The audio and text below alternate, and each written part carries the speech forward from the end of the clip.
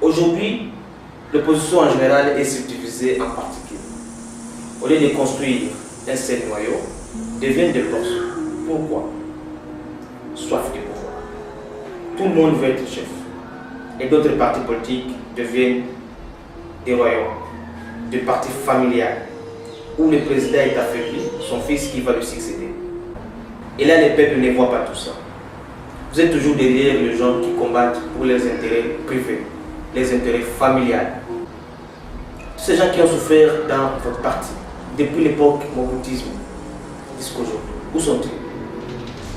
Mais pourquoi le peuple a peur de dire la vérité?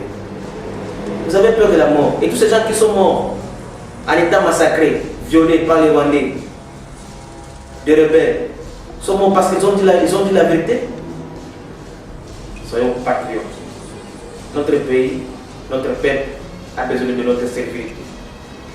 Nous devons travailler pour eux. Notre nation, nous devons protéger les peuples du danger qui est mené dans notre pays. Viol, massacre.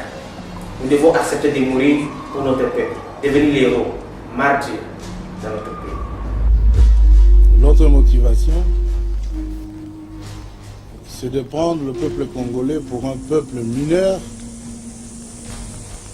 lui dire ce qu'il doit faire.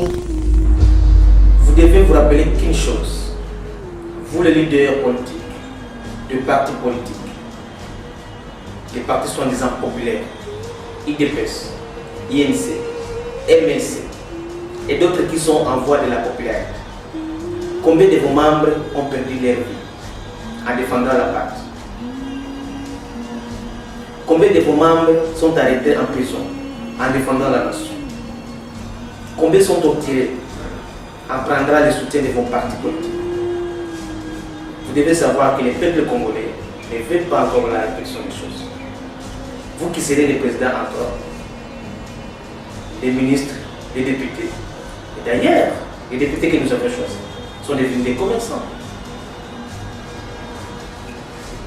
Au lieu de défendre la population, ils sont là et attendent leur grand salaire de la fin du mois. Et d'autres font des rémunérations pour faire le business. Et dans l'Assemblée générale, les bouches sont bouclées. Alors s'ils ne comprennent pas, les Congolais comprennent maintenant. Nous devons garder le cordon ombilical. Les leaders politiques, les partis opposants, les peuples, nous devons rester unis. Restons unis.